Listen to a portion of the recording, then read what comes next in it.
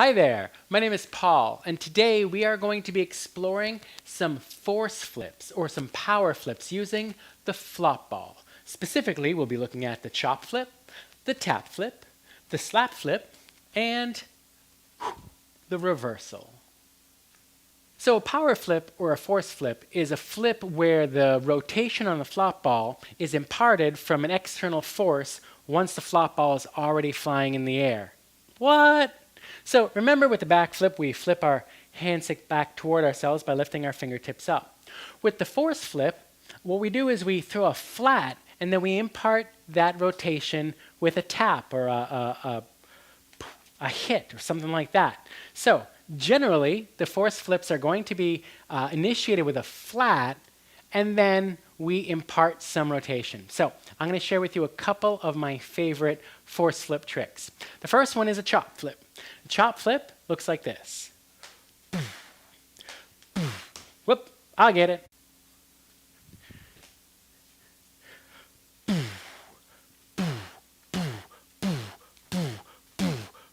It's crowd pleaser. The crowd pleaser if the crowd is me. All right? So what's happening here? What I'm doing is I'm throwing a flat and then I'm karate chopping on the inside of the flop ball and scooping out to my outside. So it goes up, I karate chop down on the inside of the flop ball, and I scoop to the outside. You don't want to karate chop on the outside and scoop to the outside because you're just going to knock it onto the ground. So on the inside, scoop. Now you can do this back and forth between hands, or you can do it with one hand. Now a variation of the chop flip is the tap flip. And a tap flip is very similar.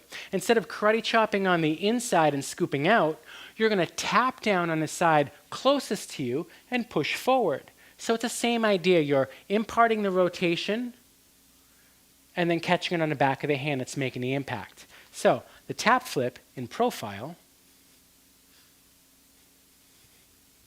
And again, you can do this between your two hands or on one hand back and forth. You can also cycle through, out flip, tap flip, out flip, tap flip. So how about another trick for you using some outward force or some external force? How about this?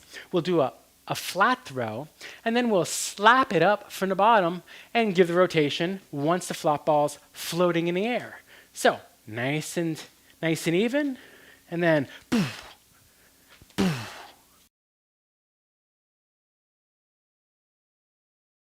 You can also change the direction of the rotation while it's in the air. What you do is you take the flop ball and you give it a rotation, and then as it's in the air, you tap it to reverse it. So I'll start with a back flip, and then tap it, and get a flipping forward. And you can practice this to the point where you're getting a nice even half throw, or a half flip, or a full flip, or whatever you're going for on that impact. So I challenge you to pick up your flop ball and give it some flat throws and give it some force flips. Try using your left hand, your right hand, use both hands. See if you can change the direction. And remember, if you dropped it, if it hits the ground, you won. Pick it up and give it another go. To get your own flop balls, visit flopball.com.